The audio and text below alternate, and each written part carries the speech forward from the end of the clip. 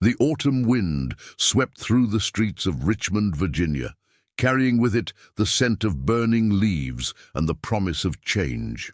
Station 47 stood like a sentinel on the corner of Broad Street and Monroe, its red brick facade weathered by decades of service to the community. Inside, the morning shift was just beginning, and Captain Marcus Thompson was pouring his third cup of coffee when his phone buzzed with a text message that would change everything. Marcus was a man built from years of service. At 52, his salt and pepper hair and the deep lines around his eyes told stories of countless fires fought, lives saved, and tragedies witnessed. He had spent 28 years with the Richmond Fire Department, the last 8 as captain of Station 47. His crew respected him not because of his rank, but because he had earned every ounce of their trust through sweat, sacrifice, and an unwavering commitment to doing what was right. He remembered his first day on the job like it was yesterday. A young man fresh out of the academy, eager to prove himself, terrified of making a mistake. His captain back then, a grizzled veteran named Charlie Hawkins, had pulled him aside and given him advice that had stayed with him ever since. "Being a firefighter isn't about being fearless," Captain Hawkins had said. "It's about being afraid and doing it anyway. It's about showing up when everyone else runs away." Marcus had carried those words with him through every fire, every rescue, every heartbreak. And now, standing in the common room of his own station, he was about to face a test that no amount of training could have prepared him for. The text was from his wife, Denise. It read simply, "Call me now. It's about Maya." Marcus felt his heart skip. Maya was their 17-year-old daughter, a junior at Jefferson High School, an honor student with dreams of becoming a pediatric surgeon. She was the light of their lives, the reason Marcus came home every night no matter how grueling the shift. He stepped away from the common area, finding a quiet corner near the equipment bay before dialing his wife's number. Denise answered on the first ring. Her voice was trembling, a sound Marcus had rarely heard in their 23 years of marriage. Even when her mother had passed away 3 years ago, Denise had maintained her composure until they were alone. To hear her shaking now, in the middle of the day, sent ice through Marcus's veins. "Marcus, something happened at school. Maya, she's at the hospital." The words hit him like a physical blow. "What happened? Is she okay?" "She's conscious, but—" "Marcus, someone hurt her. A boy at school. He pushed her down a flight of stairs." Marcus gripped the phone so tightly his knuckles turned white. Images flashed through his mind. Maya as a toddler, taking her first steps across the living room floor. Maya at 5, dressed in a firefighter costume for Halloween. Maya at 12, crying because the other kids made fun of her glasses.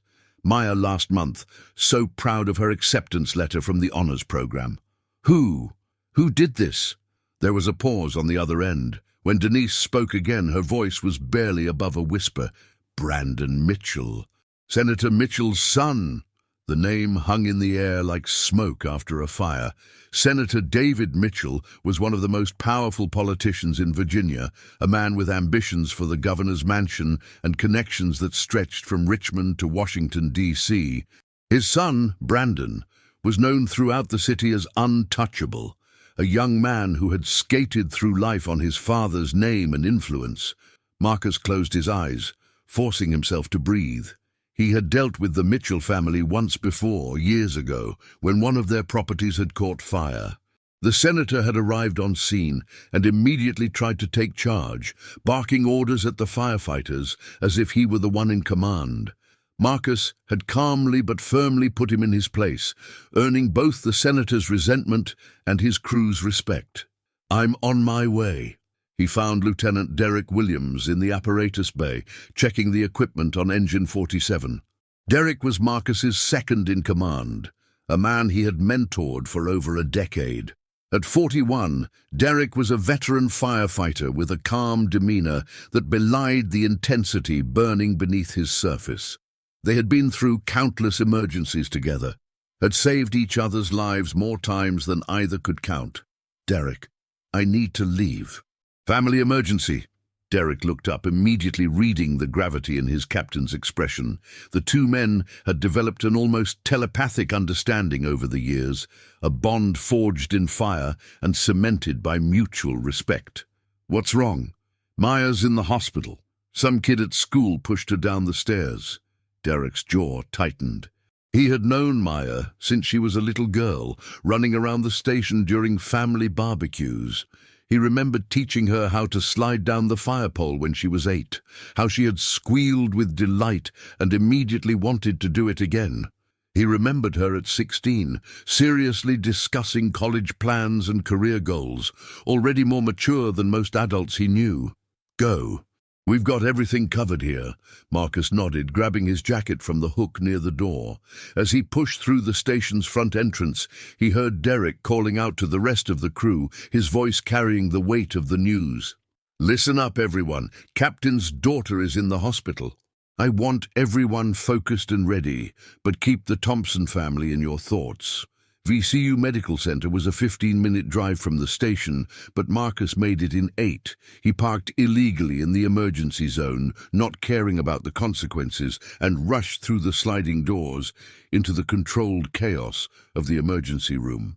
The familiar smells of antiseptic and anxiety washed over him as he scanned the waiting area for his wife. Denise was waiting for him in the hallway outside one of the treatment rooms, her eyes red from crying. She was still wearing her work clothes, a tasteful blouse and slacks from her job at the bank. Marcus noticed that her hands were shaking slightly as she clutched her purse. "Where is she?" Marcus demanded, pulling his wife into a brief but fierce embrace. "They're finishing up the X-rays." "Marcus, she has a fractured wrist, bruised ribs, and a concussion. The doctor said she's lucky it wasn't worse." Lucky.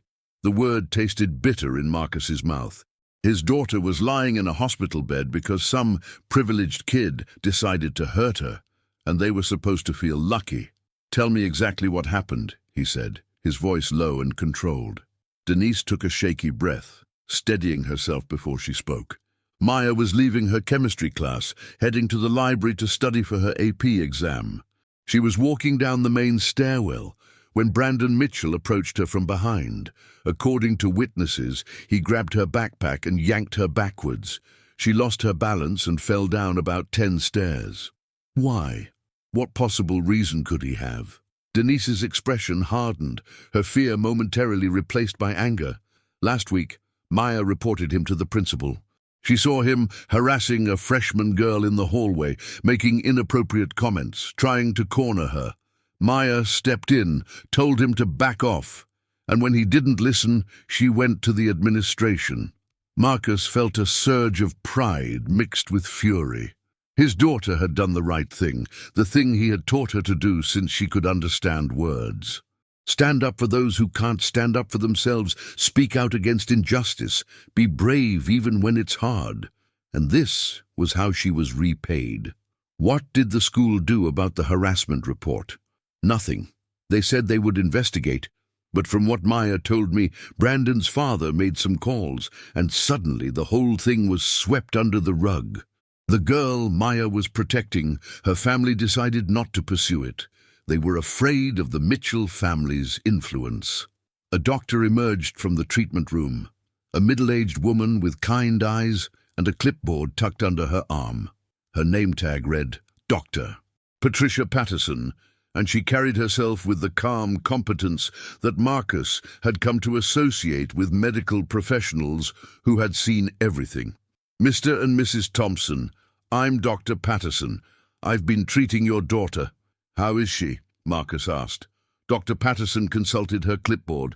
"Maya has a fractured left wrist that will require a cast for approximately 6 weeks. She also has significant bruising to her ribs, though fortunately nothing is broken there, and she sustained a mild concussion, which will need to monitor closely for the next 24 to 48 hours. "Can I see her?" Marcus asked. Dr. Patterson nodded. "She's been asking for you. I should warn you, she's in some pain, and she's been through a traumatic experience. She may be emotional." Maya looked so small in the hospital bed, her dark curls spread across the white pillow, her left wrist wrapped in a temporary splint. When she saw her father, tears welled up in her eyes. "Daddy!" Marcus crossed the room in 3 strides, carefully wrapping his arms around his daughter. She felt fragile in his embrace, smaller somehow than she had seemed just that morning when he had kissed her forehead on his way out the door. "I'm here, baby. I'm right here." "I didn't do anything wrong," Maya whispered against his chest. "I was just walking to the library, and he came up behind me and said, 'You should have minded your own business.' Then he just pushed me." Marcus held her tighter, his mind racing with 1,000 different emotions: anger, fear, helplessness, and beneath it all, a burning determination to see justice done. "You did nothing wrong," he assured her. "You did exactly what we raised you to do. You stood up for someone who needed help. That took courage, Maya. I'm proud of you. But he's going to get away with it, isn't he?" Her voice was small, defeated. "Everyone says the Mitchells are untouchable. His dad is going to make some phone calls, and it'll be like nothing ever happened, just like with the harassment report." Marcus pulled back, looking his daughter directly in the eyes. Her brown eyes, so like her mother's, were filled with a mixture of pain and resignation that broke his heart. "No one is untouchable. Not in this country, not in this city. What happened to you was wrong, and there will be consequences. I promise you that." It was a promise Marcus intended to keep, no matter what it took. The police arrived an hour later to take Maya's statement. The officer who conducted the interview was professional, but clearly uncomfortable. Officer James Peterson was young, probably in his late 20s, and he kept glancing nervously at the door, as if expecting someone to walk in and tell him to stop. When Marcus pressed him about what would happen next, the officer hedged his answers, speaking in vague terms about investigations and procedures. "With all due respect, officer," Marcus said, his patience wearing thin, "my daughter was assaulted. There were witnesses. This seems pretty straightforward." The officer shifted his weight.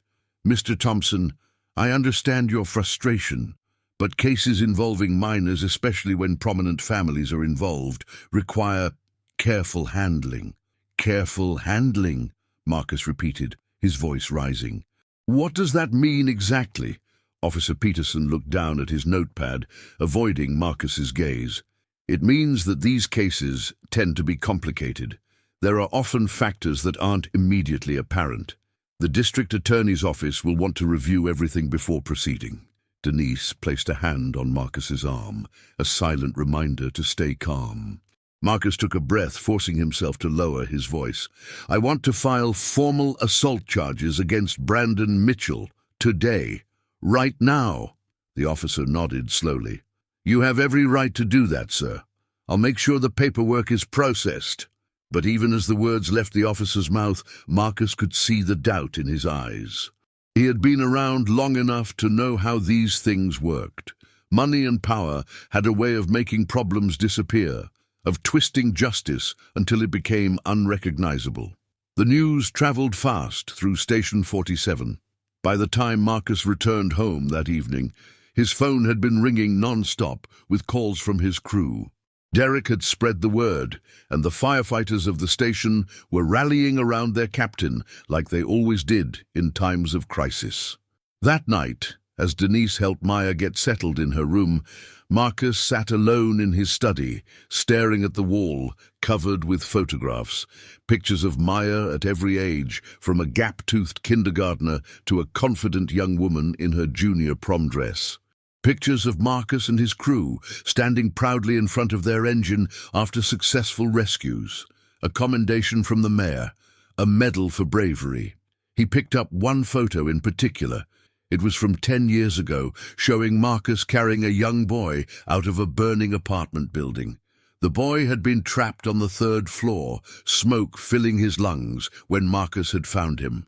Against all odds, he had survived. That boy was now in college, studying to become a firefighter himself. He sent Marcus a Christmas card every year. 28 years of service, 28 years of running into burning buildings while everyone else ran out. 28 years of putting his life on the line for strangers. And now, when his own daughter needed protection, he felt powerless. His phone buzzed with a text from Derek. "The guys want to meet tomorrow. All of us. We're with you, Cap." Marcus typed back a simple response.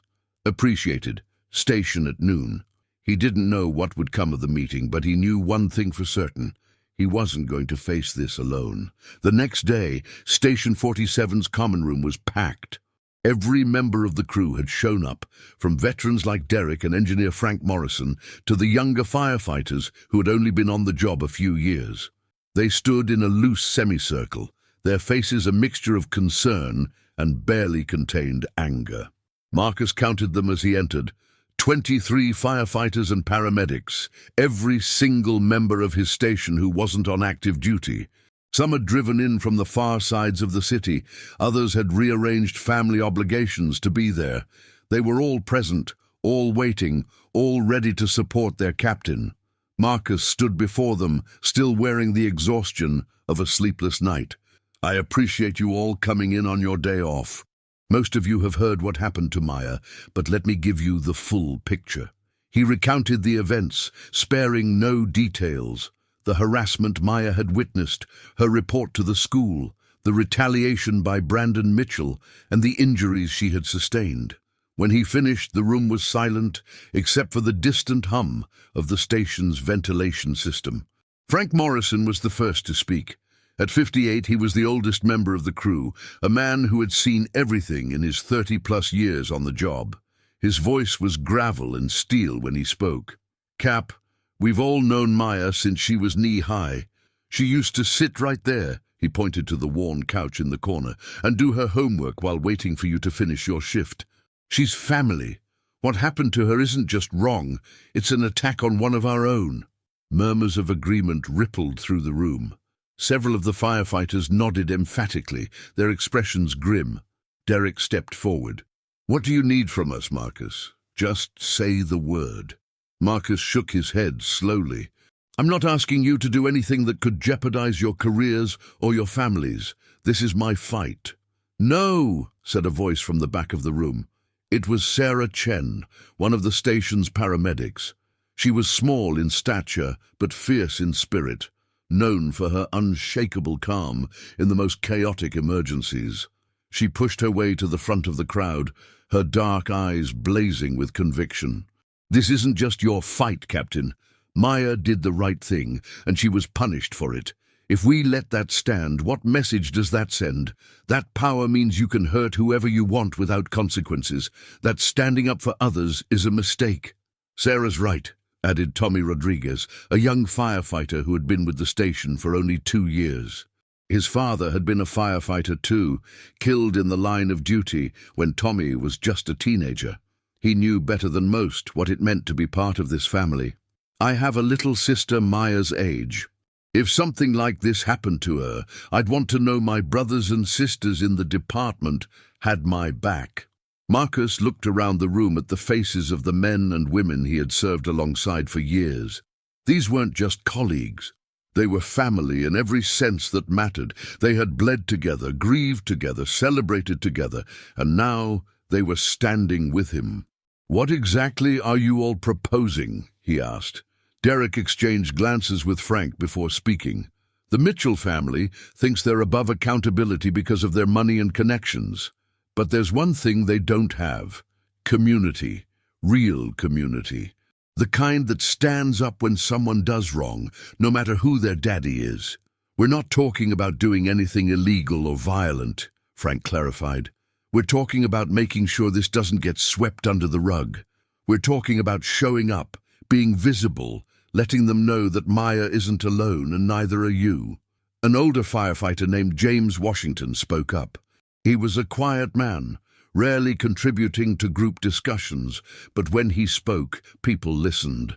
"My grandmother used to tell me stories about the civil rights movement. about how ordinary people change the world by showing up, by being present, by refusing to be invisible. That's what we're talking about here. Not violence, not threats, just presence. Marcus considered their words carefully. He had spent his entire career teaching his crew about discipline, about following proper channels, about trusting the system. But he had also taught them about integrity, about standing up for what was right, even when it was difficult. "I need to think about this," he said finally. "I don't want any of you doing something that could come back to hurt you." The meeting broke up with handshakes and promises of support. But as the firefighters filed out, Marcus noticed they were already huddled in small groups, talking quietly among themselves. Something had been set in motion, and he wasn't sure he could stop it even if he wanted to.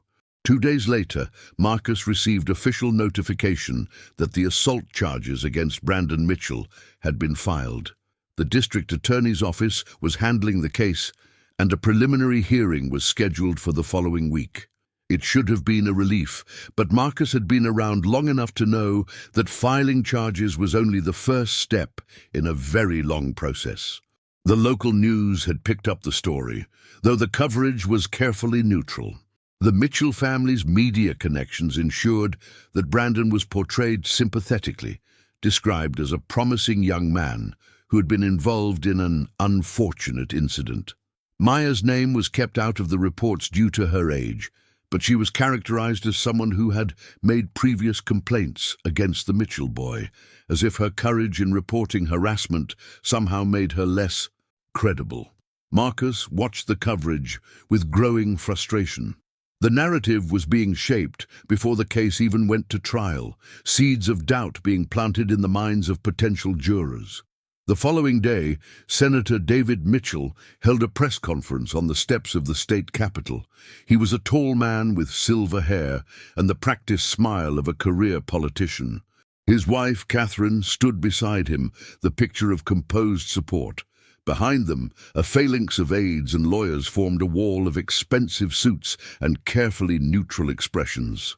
"This is a difficult time for our family," the senator began, his voice carrying just the right note of paternal concern. "Brandon is a good young man who has made mistakes, as all young people do. But I want to be clear. The allegations being made against him are exaggerated and one-sided. We have complete faith in the justice system to reveal the truth." A reporter called out a question about the severity of Maya's injuries.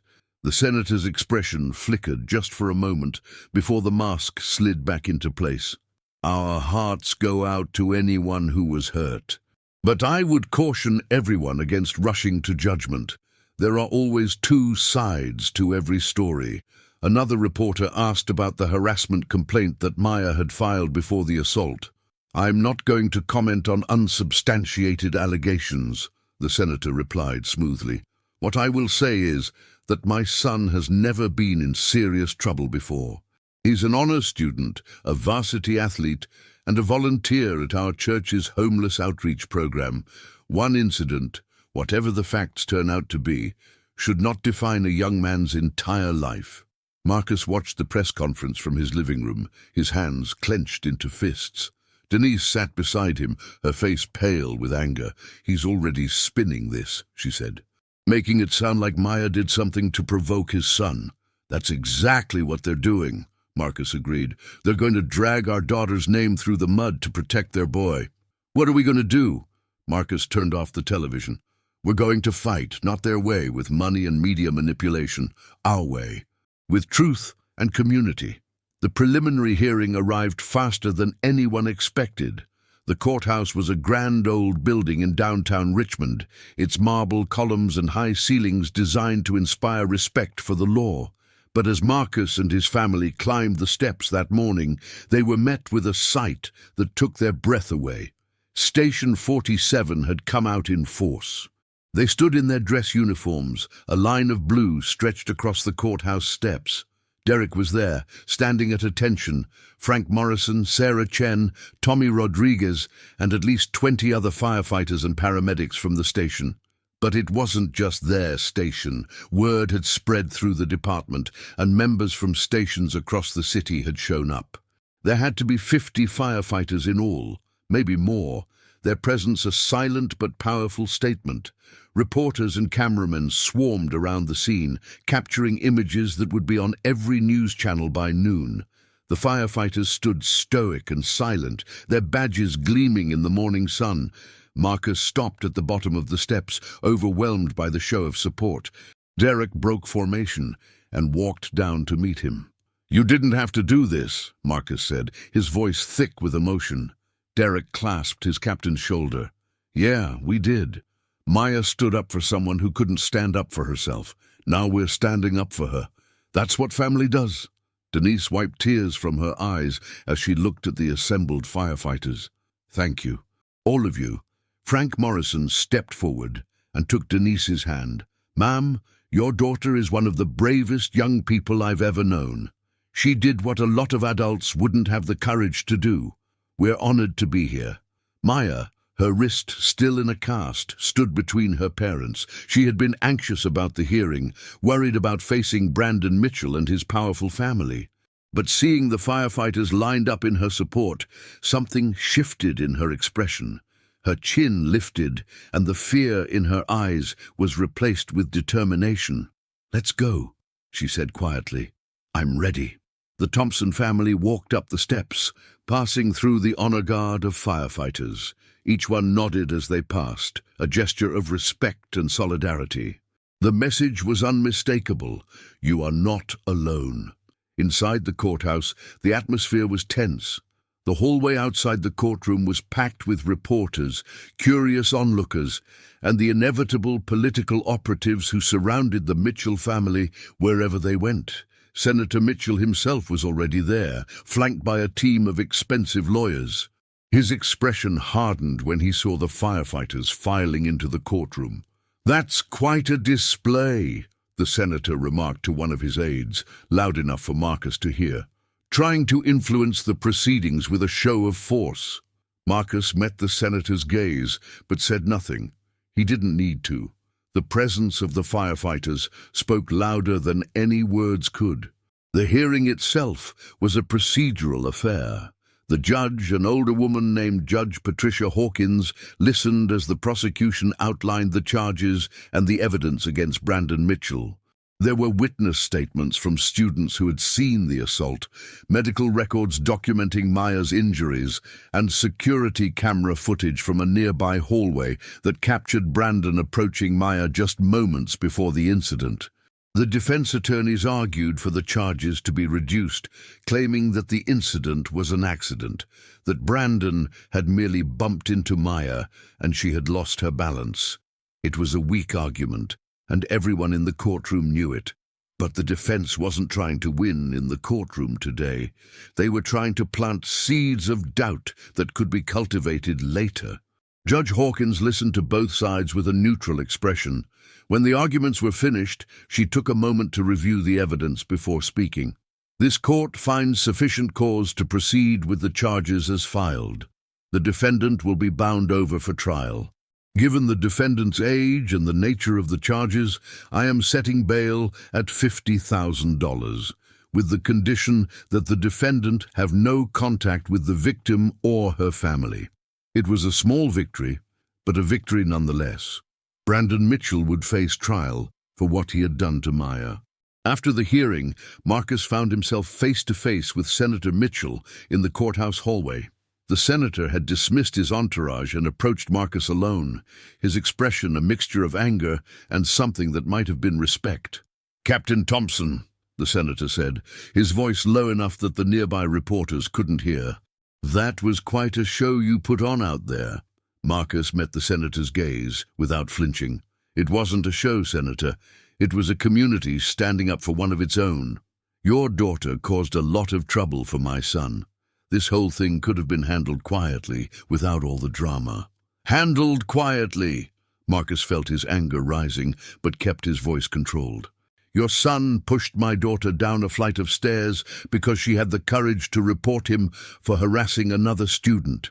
And you think this should have been handled quietly?" The senator's mask slipped, revealing a flash of contempt. "You don't know who you're dealing with, Captain. I've spent my entire career in this city. I have relationships, influence, resources.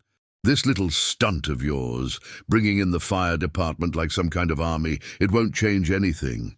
Marcus took a step closer, lowering his voice to a near whisper. "Let me tell you something about the fire department, Senator. We're not an army. We're a family. And when someone hurts one of our family members, we don't forget. We don't back down. And we don't stop until things are made right. Is that a threat? It's a statement of fact. Your son did something wrong, and there will be consequences. Not because of who I am or what resources I have, but because that's how justice is supposed to work, even for powerful families like yours." Senator Mitchell stared at Marcus for a long moment. Then, without another word, he turned and walked away, his lawyers hurrying to catch up. Denise appeared at Marcus's side, having witnessed the exchange from a distance. "What did he say?" "Nothing that matters," Marcus replied. "Let's go home." The weeks leading up to the trial were a whirlwind of preparation and pressure. The Mitchell family launched a subtle but effective campaign to undermine Maya's credibility. Stories began appearing in local media questioning her account of events, suggesting that she had a grudge against Brandon, that she was seeking attention or trying to damage the senator's political career. One article in particular, published in a prominent local magazine, painted Maya as a troubled teenager with a history of conflicts with her peers. The sources were anonymous, the claims vague but damaging. Marcus was furious, but the family's lawyer advised against responding publicly. "Engaging with the media narrative will only make things worse," the lawyer, a sharp woman named Angela Rodriguez, explained. "They want you to react emotionally. The best thing you can do is stay focused on the trial and let the evidence speak for itself." Maya bore the scrutiny with a maturity beyond her years, but Marcus could see the toll it was taking on her. She stopped eating lunch in the school cafeteria, preferring to spend her free periods in the library, away from whispered conversations and pointed looks. Her grades remained strong, but the light in her eyes had dimmed. One evening, Marcus found her sitting on the back porch, staring at the darkening sky. He sat down beside her without speaking, letting the silence stretch between them. The autumn crickets were beginning their evening chorus, and the air smelled of fallen leaves. "Dad," Maya finally said, "do you ever regret it? Standing up for what's right when you know it's going to make everything harder?" Marcus considered the question carefully. "Every time I run into a burning building, there's a voice in my head telling me to turn back, to let someone else handle it. Fear is natural, Maya. So is doubt. But I've learned something in my years on this job. Regret comes from the things we don't do, not the things we do. But what if we lose? What if Brandon's lawyers find some way to get him off, and everyone just forgets what happened? Then we'll still have done the right thing. We'll still have shown that there are people in this world who won't stay silent when they see injustice. That matters, Maya. Even if it doesn't feel like it right now, that matters." Maya leaned her head against her father's shoulder. "I'm scared, Dad." Marcus wrapped his arm around her. "I know, baby, but you're not alone. You've never been alone." The trial began on a crisp November morning. The courtroom was packed with spectators, journalists and supporters from both sides. The firefighters were there again, filling the seats behind the Thompson family, their presence a constant reminder that Maya had an entire community standing with her. The prosecution presented their case methodically, building a narrative of a privileged young man who believed he was above consequences. Witnesses testified about Brandon's history of bullying and harassment, about the freshman girl Maya had protected, about the culture of fear that surrounded the Mitchell name at Jefferson High School. One witness, a teacher named Mrs. Patricia Conway, described how she had tried to address Brandon's behavior in the past. "Every time I reported an incident, I was told that it would be handled," she testified, "but nothing ever changed. The message was clear. Some students were beyond discipline." Maya took the stand on the second day of the trial. She was nervous, her hands trembling slightly as she was sworn in, but her voice was clear and steady as she recounted what had happened. She described the harassment she had witnessed, her decision to report it, and the moment Brandon Mitchell had grabbed her backpack and thrown her down the stairs. He said, "You should have minded your own business," Maya testified. "And then I was falling and everything hurt, and I remember thinking that I was going to die. I could hear people screaming, but it sounded far away. And then everything went black." The defense attorney, a sharp-eyed woman named Victoria Crane, cross-examined Maya aggressively, trying to poke holes in her story, to suggest that she had exaggerated or misremembered the events. But Maya held her ground, answering each question with honesty and composure. "Isn't it true, Miss Thompson, that you had a personal grudge against my client before this incident?" "No, that's not true. You had never spoken to him before you reported him to the principal. I had seen him in the hallways, but we had never had a conversation before I asked him to stop harassing that freshman girl. And isn't it possible that what you perceived as harassment was simply friendly conversation that you misinterpreted?" Maya's expression hardened. He had her backed into a corner. She was crying. She was begging him to leave her alone. There was nothing friendly about it. Victoria Crane pressed on, but she couldn't shake Maya's testimony. By the time Maya stepped down from the witness stand, it was clear that the prosecution had made a strong impression on the jury. The defense presented their case over the next 3 days. Brandon Mitchell took the stand and portrayed himself as the real victim, a misunderstood young man who had been unfairly targeted. He claimed that he had merely brushed past Maya in the hallway, that her fall was an accident, that she had blown the whole thing out of proportion. "I never meant to hurt anyone," Brandon said, his voice carefully modulated to convey sincerity. "It was an accident. I bumped into her and she fell. I feel terrible about what happened, but it wasn't assault. It was just a tragic accident."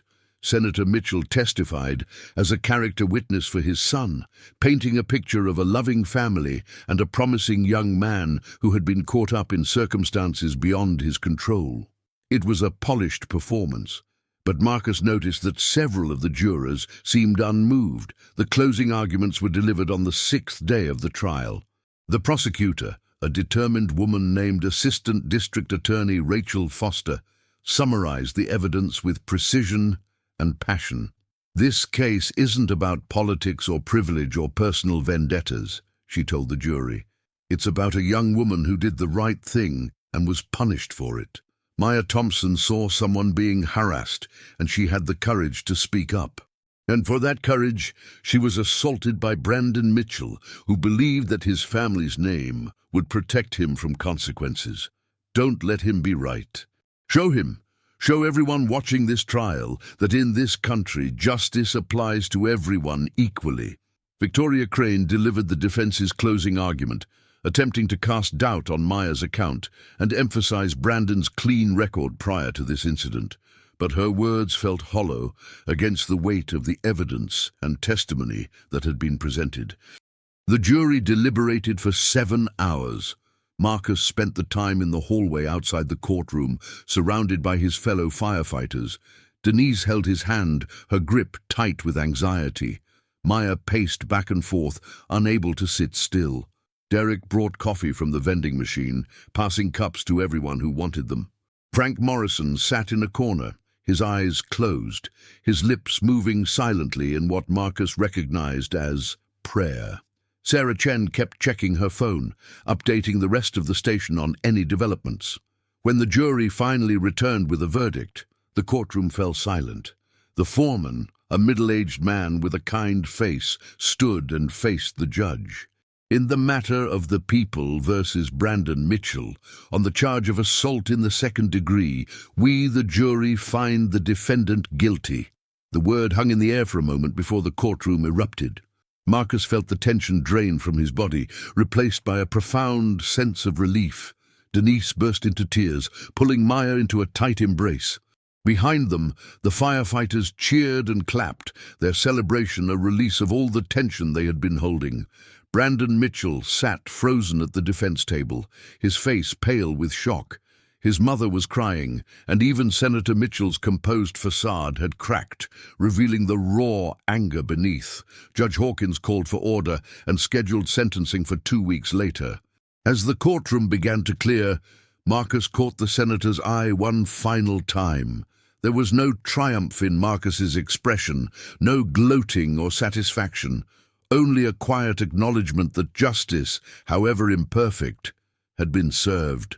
The sentencing hearing was attended by fewer spectators than the trial, but the firefighters were there once again, filling the rows behind the Thompson family. Judge Hawkins reviewed the pre-sentencing report, considered statements from both the prosecution and the defense, and then turned to address Brandon Mitchell. "Mr. Mitchell, you have been found guilty of assault in the 2nd degree. In considering your sentence, I have taken into account your age, your lack of prior criminal record, and the circumstances surrounding this case.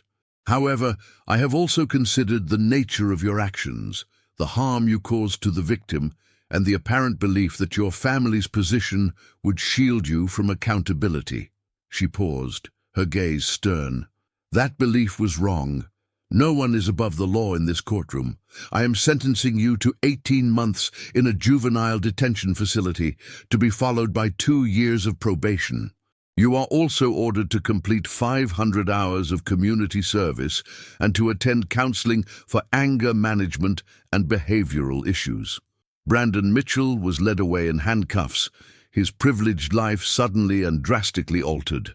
Senator Mitchell watched his son go, his expression unreadable. After the hearing, Marcus stood on the courthouse steps, surrounded by his crew and his family. The media was there, shouting questions, but Marcus had nothing to say to them. He had made his statement in the only way that mattered, by standing firm and seeing the process through to its conclusion. Derek clapped him on the shoulder. "How does it feel, Cap?" Marcus considered the question. "It feels like the beginning," he said finally. "Not the end. The beginning of what?" "I don't know yet, but Maya showed me something through all of this. She showed me that one person standing up can make a difference. That's a lesson I don't want to forget." In the weeks that followed, life slowly returned to normal for the Thompson family. Maya's wrist healed, and she returned to her studies with renewed focus. The whispers at school had quieted, replaced by a grudging respect for the girl who had stood up to the Mitchell family and won. But the ripples of the trial extended far beyond Jefferson High School. The freshman girl Maya had protected came forward with her own statement, thanking Maya publicly for her courage. Other students began speaking up about incidents they had witnessed or experienced, emboldened by the knowledge that the culture of silence could be broken. Senator David Mitchell's political career, meanwhile, had taken a significant hit. His handling of the situation, the attempts to use his influence to protect his son, had been exposed and criticized in the media. His poll numbers dropped, and there was talk that he might not seek re-election. None of that concerned Marcus much. Politics was politics, and he had little interest in the fortunes of ambitious men. What mattered to him was his family, his crew, and the community they served. One evening, about a month after the sentencing, Marcus was working a shift at Station 47 when the alarm sounded. A structure fire, 3 blocks away. The crew moved with practiced efficiency, and within minutes they were on the scene. The fire was in a small apartment building, flames already visible in the upper windows.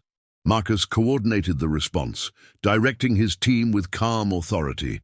Derek led a search and rescue team into the building, while Sarah and her paramedic partner prepared to treat any victims.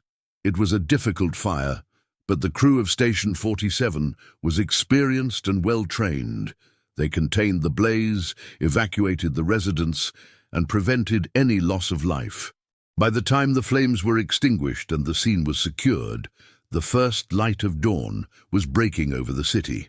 As the crew packed up their equipment, Marcus noticed a woman standing nearby, watching them. She was one of the residents who had been evacuated, a young mother with a toddler clinging to her hip. "Thank you," she said when Marcus approached. "You saved everything I have. Marcus shook his head. "Just doing our job, ma'am."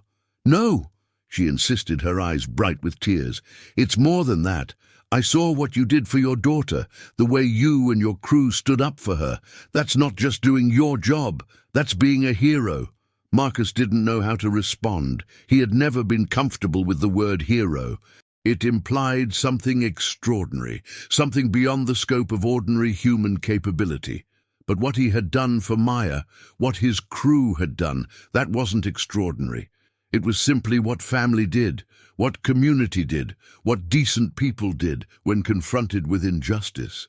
"Take care of yourself," he said finally. "And your little one." He walked back to the engine, where Derek was waiting with a grin on his soot-stained face. "What was that about?" Derek asked. Marcus climbed into the captain's seat and looked out at the city awakening around them. "Nothing, just a reminder of why we do what we do." The engine pulled away from the scene, its red lights cutting through the early morning mist. Marcus Thompson had spent 28 years running into burning buildings, and he knew he would spend however many years he had left doing the same. But something had changed in him over the past few months. He had learned that courage wasn't just about facing physical danger. It was about standing up for what was right, even when the odds were stacked against you. Even when powerful forces wanted you to stay silent. Maya had taught him that. His crew had reminded him of it, and he would carry that lesson with him for the rest of his life. 6 months later, spring had arrived in Richmond, bringing with it warm breezes and the promise of new beginnings. Station 47 was hosting its annual family barbecue, a tradition that dated back decades. The parking lot behind the station had been transformed into a festive gathering space, complete with picnic tables, a smoking grill, and a bounce house for the children. Marcus stood by the grill, flipping burgers and hot dogs, while Denise chatted with the other wives and partners nearby. Maya was there too, helping to set up the food tables, her wrist fully healed and her spirit restored. The crew was in high spirits. Tommy Rodriguez was playing catch with his younger brother. Frank Morrison was telling tall tales to a group of wide-eyed children. Sarah Chen was demonstrating how to properly bandage a wound to some curious teenagers. Derek approached with 2 cold beers, handing one to Marcus. "Quite a turnout this year." Marcus nodded, surveying the crowd. "Yeah, feels good. You know, I've been thinking about what you said after the trial, about it being a beginning, not an end." "Yeah?" Derek took a sip of his beer. "I think I understand what you meant now. The trial wasn't just about Maya. It was about all of us, about what we stand for, what we're willing to fight for." Marcus considered his friend's words. "I guess it was. But I didn't plan it that way. I was just trying to protect my daughter. Sometimes that's how the most important things start. Not with grand plans, but with simple acts of love and courage." They stood in comfortable silence, watching the festivities unfold around them. After a while, Maya wandered over, carrying a plate of food. "Dad, Lieutenant Williams, you need to eat something before the kids demolish the entire buffet." Marcus smiled, accepting the plate. "Thanks, sweetheart. Having fun?" "Actually, yeah. I ran into Jessica Martinez earlier. She's the freshman I helped last year." "How is she doing?" Maya's face lit up. "Really well. She said that because of what happened, the school has started taking harassment reports more seriously. They implemented new policies, mandatory training for teachers, a whole support system for students who come forward. She wanted me to know that what I did made a difference." Marcus felt a swell of pride. "That's wonderful, Maya.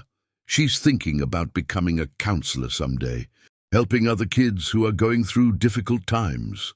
"One act of courage can inspire many others," Derek observed. "That's how change happens." Maya nodded thoughtfully. "I've been thinking a lot about what I want to do after college. I still want to be a doctor, but maybe not just a surgeon. Maybe something where I can help people in other ways too.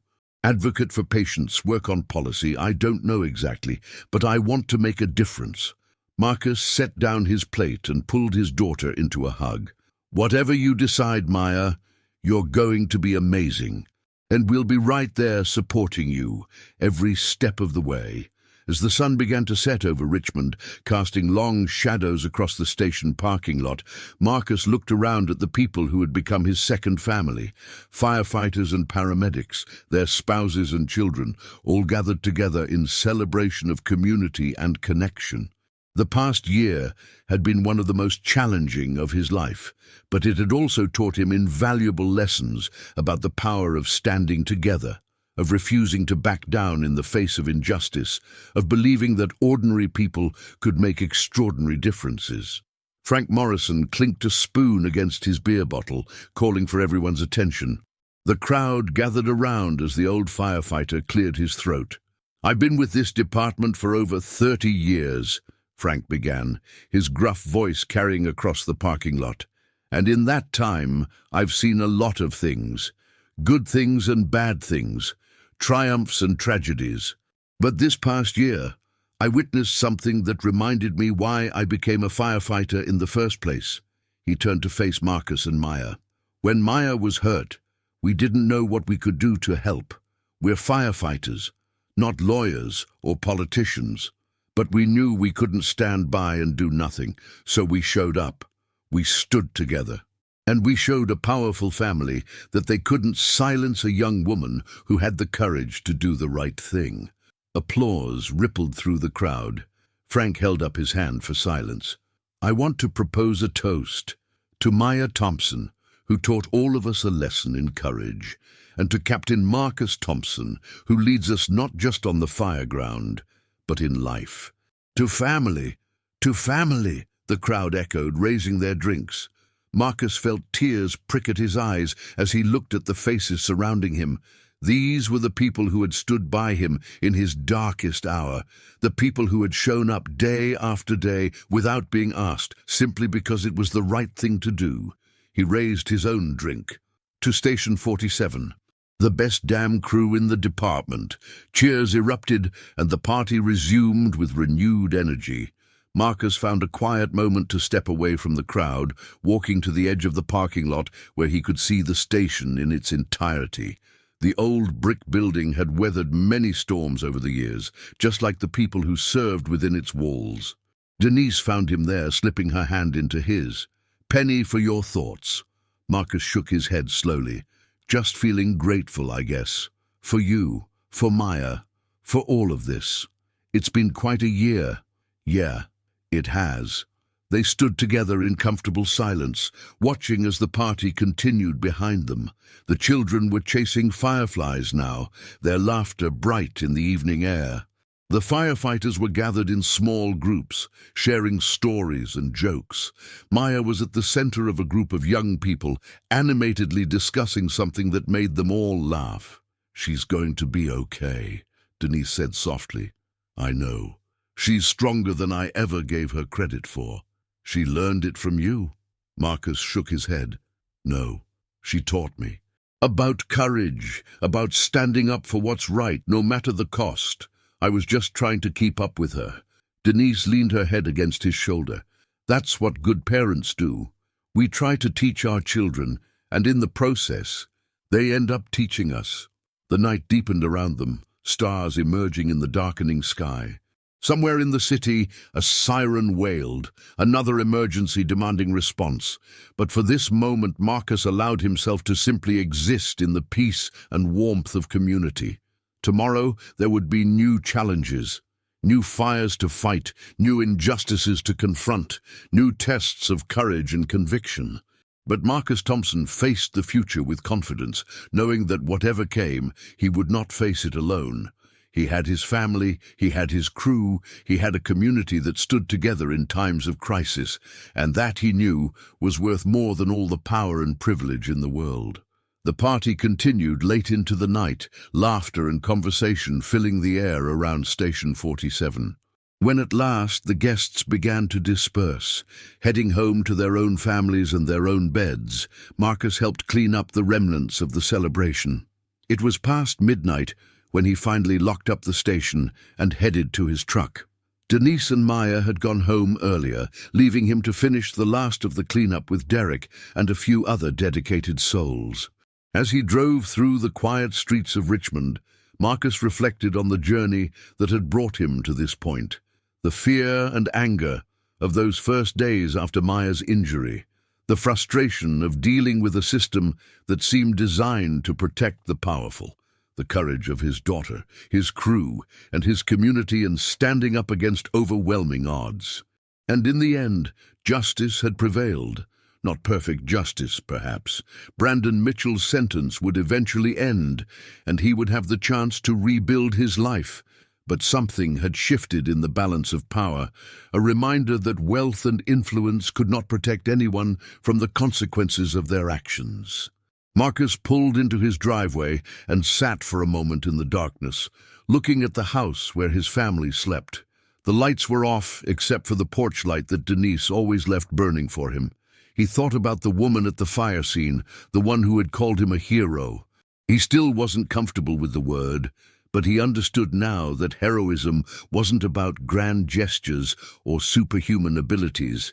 It was about showing up, about standing firm, about refusing to be silenced or intimidated. It was about love. Marcus climbed out of his truck and walked up the path to his front door. Tomorrow would bring new challenges, new opportunities to make a difference. But tonight, he was home. He was home, and his family was safe, and the world was a little bit better because ordinary people had chosen to do the right thing. That was enough. That was everything. The summer months brought changes to Richmond and to the Thompson family. Maya graduated from Jefferson High School at the top of her class, earning a full scholarship to the University of Virginia. Her graduation speech, delivered to a gymnasium packed with students, parents, and faculty, was a call to action for her peers to use their voices and their privileges to stand up for those who couldn't stand up for themselves. We live in a world where too many people are told to stay quiet, to not make waves, to accept injustice as the price of peace, Maya said, her voice strong and clear. But I learned this year that silence is never the answer. Speaking up is hard, it's scary, and sometimes it comes with a cost, but the cost of staying silent is always higher. The applause that followed was thunderous. In the audience, Marcus wiped tears from his eyes, overwhelmed with pride. Beside him, Denise squeezed his hand, her own cheeks wet with emotion. After the ceremony, Maya was surrounded by classmates and well-wishers. Marcus hung back, watching his daughter navigate the crowd with grace and confidence. She had grown so much in the past year, transformed by adversity into someone even stronger than before. Derek appeared at Marcus's elbow. Quite a speech. She's got a gift, Marcus agreed. She's got more than that. She's got heart. And that's something you can't teach. Marcus nodded slowly. No, you can't. But you can nurture it, you can protect it, and you can stand beside it when the world tries to break it. Derek clapped him on the shoulder. You did good, Cap. You and Denise both. We had help. A whole station full of it. The summer passed quickly, filled with preparations for Maya's departure to college and the usual rhythm of life at the fire station. Marcus threw himself into his work, finding solace in the familiar routines and challenges of the job. In August, Senator David Mitchell announced that he would not seek re-election. His statement cited a desire to spend more time with his family, but everyone knew the real reason. The trial had exposed the ugly side of his character, the willingness to use power and influence to protect his son from the consequences of his actions. The voters had not forgotten. Marcus read the news with mixed feelings. He took no pleasure in another man's downfall, even one who had been his adversary, but he hoped that perhaps the senator's experience would serve as a lesson, a reminder that the rules applied to everyone, regardless of status or wealth. Brandon Mitchell, meanwhile, was serving his sentence at a juvenile facility outside of Richmond. By all accounts, he was complying with his rehabilitation program, attending counseling sessions and participating in educational programs. Whether he would emerge genuinely changed or simply better at hiding his nature remained to be seen. In September, Maya left for Charlottesville and the University of Virginia. Marcus and Denise drove her to campus, helped her set up her dorm room, and said goodbye with hugs that lasted longer than either of them intended. On the drive home, the car felt impossibly empty. Denise sat in the passenger seat, staring out the window at the rolling Virginia countryside. "She's going to be fine," Marcus said, more to himself than to his wife. "I know, but it's hard. Watching her walk into that dorm, knowing she's going to face all these new challenges without us there to protect her. She doesn't need us to protect her anymore. She knows how to protect herself." Denise smiled sadly. "When did she grow up so fast?" "I don't know, but she did it right. That's what matters." The autumn brought new challenges to Station 47.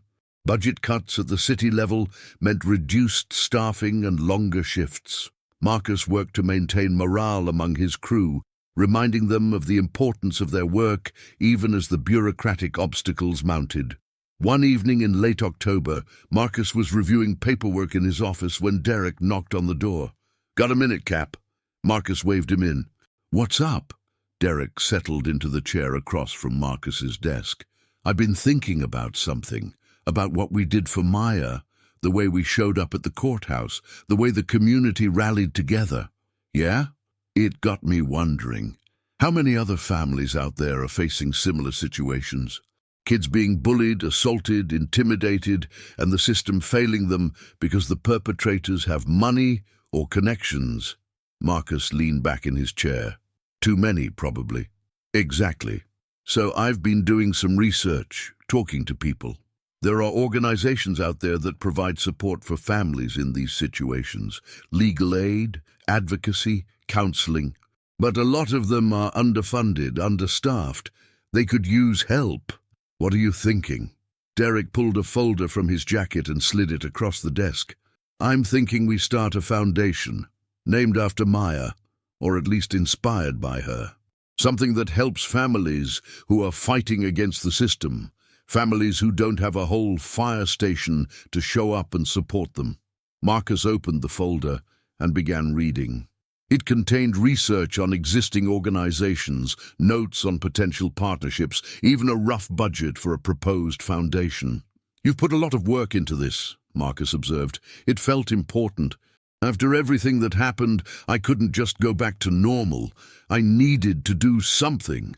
Marcus closed the folder and looked at his friend. "I think it's a great idea, Derek. Have you talked to Maya about it?" "Not yet.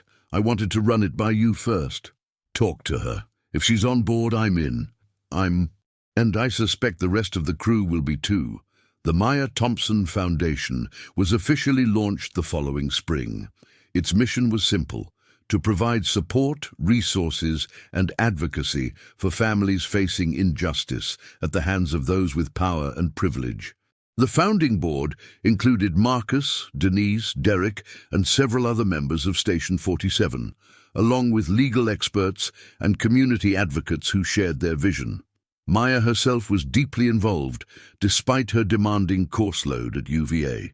She served as the Foundation's youth ambassador, speaking at events and sharing her story to inspire others.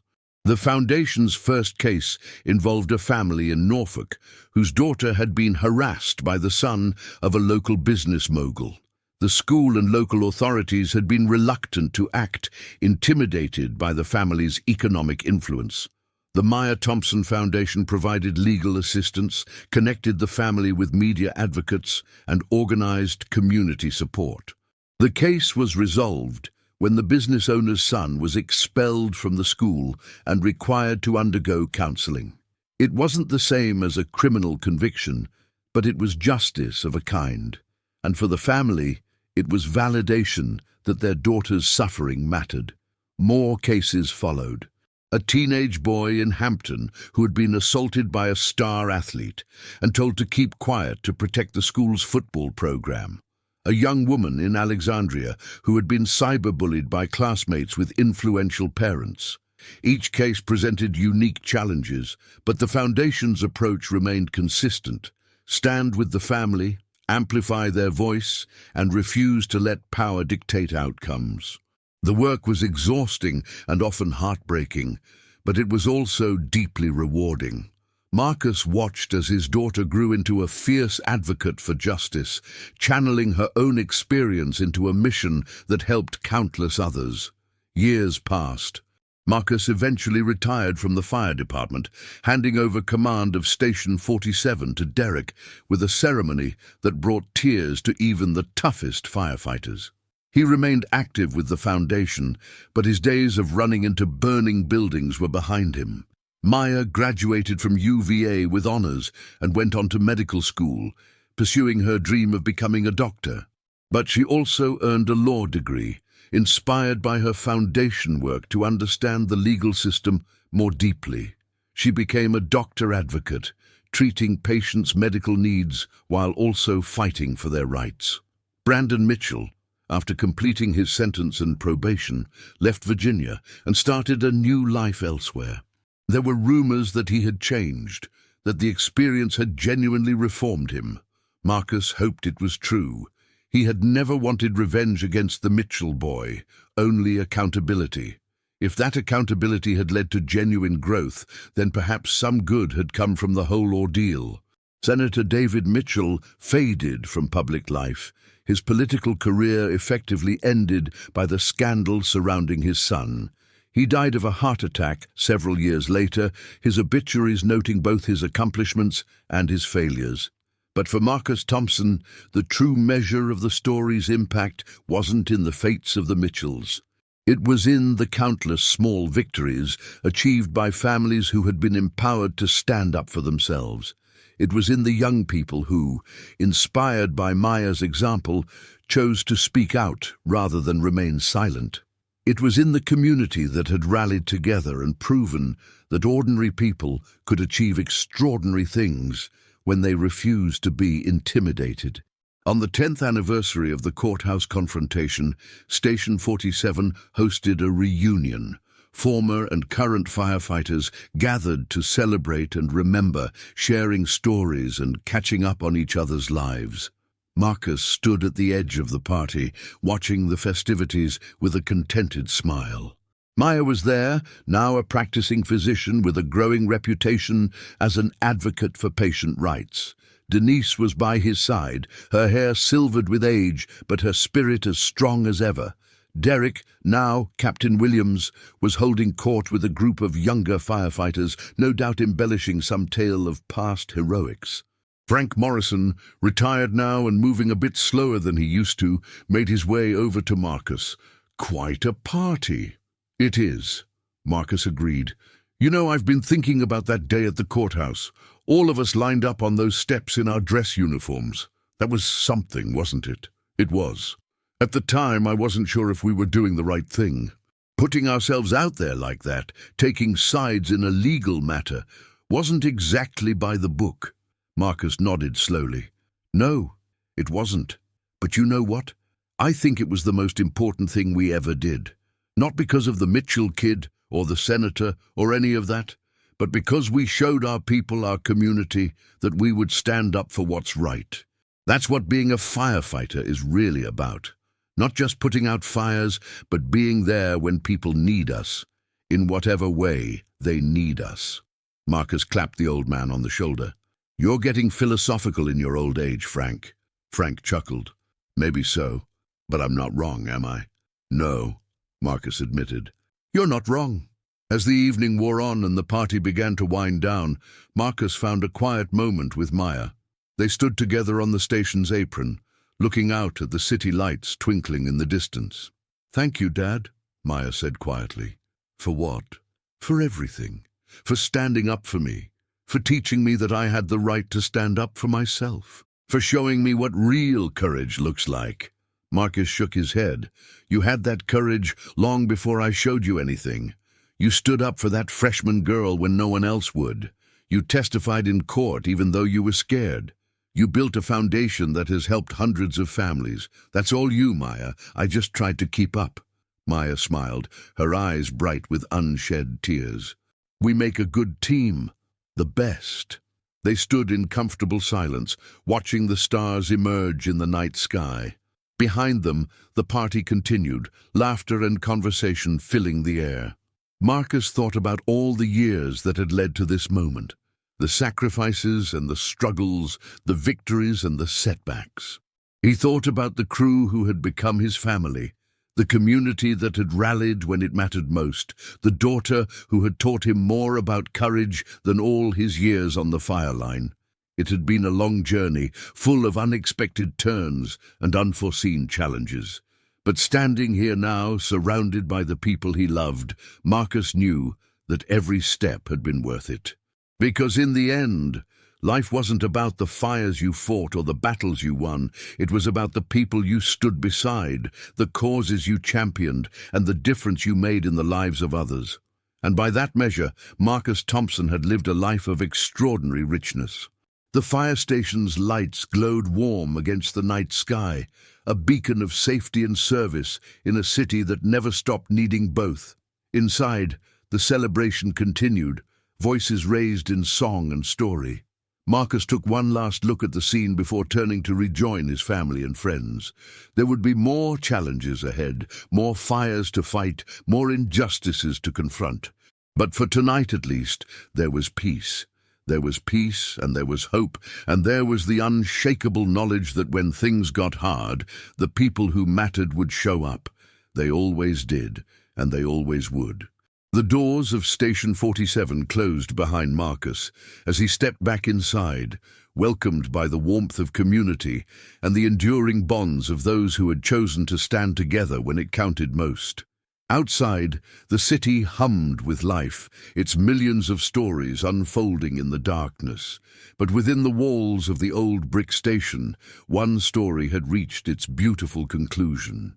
A story of courage and consequence, a story of family and community, a story of ordinary people who, when faced with injustice, chose to show up, and in showing up, changed everything.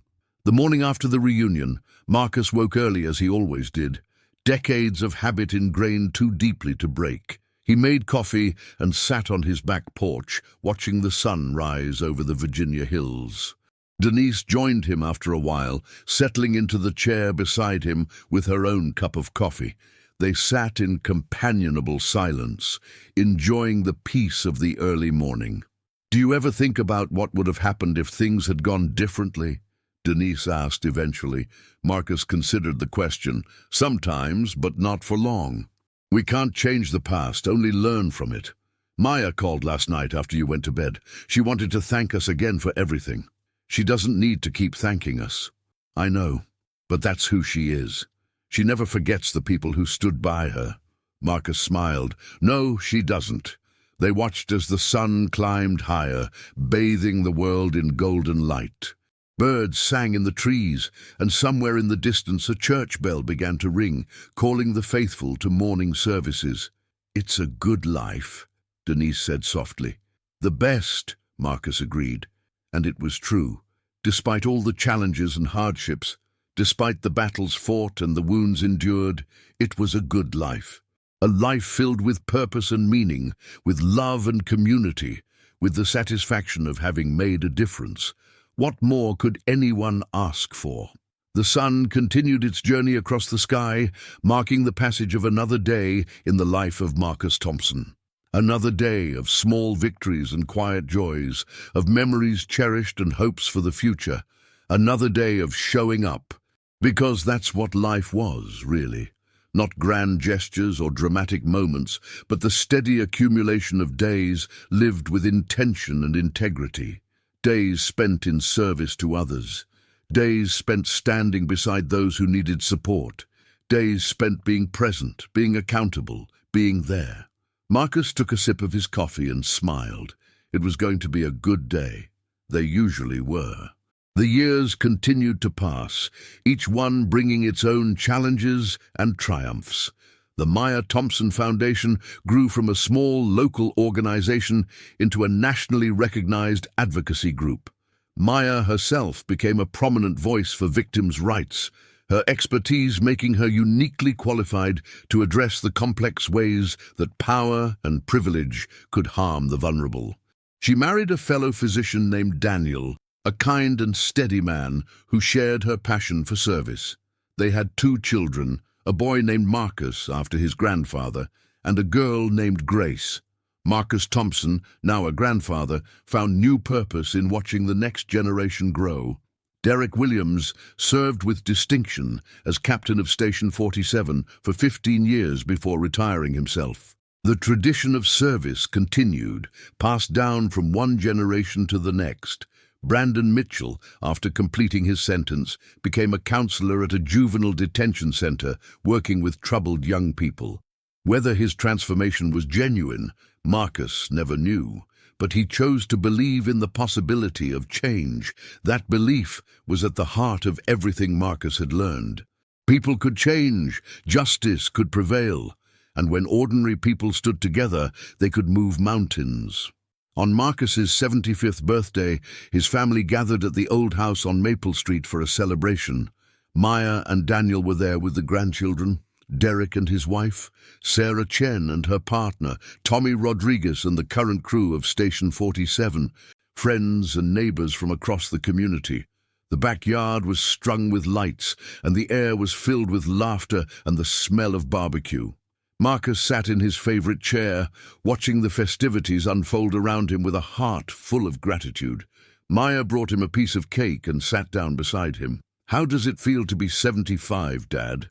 Marcus chuckled. "About the same as 74, to be honest. Maybe a few more aches and pains." "You've earned every one of them." "Have I?" Maya nodded, her expression serious. "Do you remember what you told me all those years ago after I got hurt? You said that no one was untouchable, that there would be consequences for what Brandon did to me. I remember. You were right. But more than that, you showed me that justice doesn't just happen on its own. It takes people who are willing to stand up, to fight, to demand accountability. You taught me that, Dad. You and everyone at Station 47. Marcus looked at his daughter, this remarkable woman who had taken the worst moment of her life and transformed it into a mission that had helped thousands of others. He felt a surge of pride so powerful it nearly overwhelmed him.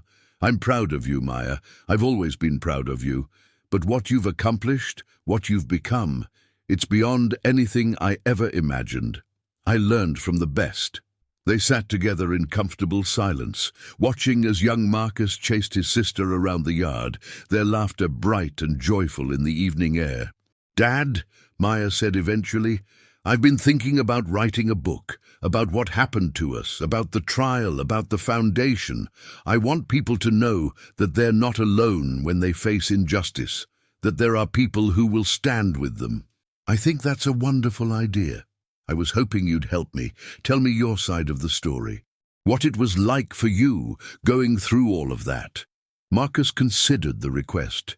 He had spent years trying not to dwell on those difficult months, preferring to focus on the present and the future rather than the past. But perhaps it was time. Perhaps sharing their story could help others in ways he couldn't even imagine. "Okay," he said, "I'll help you. But on one condition." "What's that?" "Make sure you include the firefighters, all of them. They're as much a part of this story as we are." Maya smiled. "Deal." The book was published 2 years later, titled Showing Up, A Family's Fight for Justice.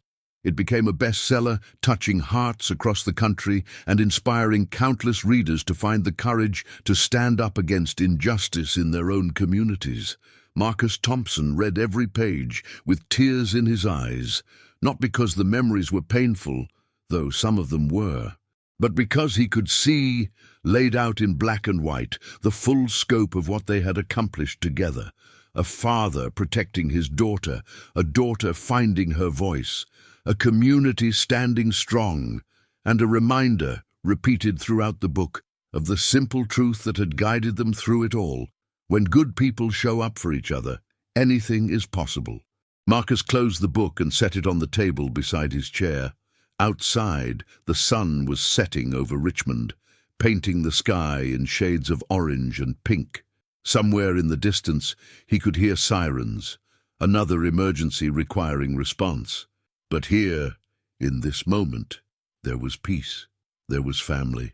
There was the knowledge that he had lived a good life, a meaningful life, a life spent in service to others. And that was enough. That was everything. The story of Marcus Thompson and his daughter Maya would continue to echo through the years, inspiring new generations to find their courage, to raise their voices, to show up when it mattered most, because that's what heroes do. Not the heroes of myth and legend, but the real heroes, the ordinary people who, when faced with extraordinary challenges, choose to stand firm, choose to fight, choose to believe that one person, one family, one community can make a difference, and in making that choice, change the world, one act of courage at a time, one show of solidarity at a time, one moment of showing up at a time. That was the legacy of Station 47. That was the lesson of the Maya Thompson Foundation. That was the truth that Marcus Thompson carried with him to the end of his days. We are stronger together. We are braver together. And when we show up for each other, there is nothing we cannot overcome. And that was enough. That was everything. The story of Marcus Thompson and his daughter Maya would continue to echo through the years, a testament to what ordinary people could accomplish when they refused to be silenced. Show up, stand firm, fight for what's right. That was the message of their lives, and it was a message the world would never forget.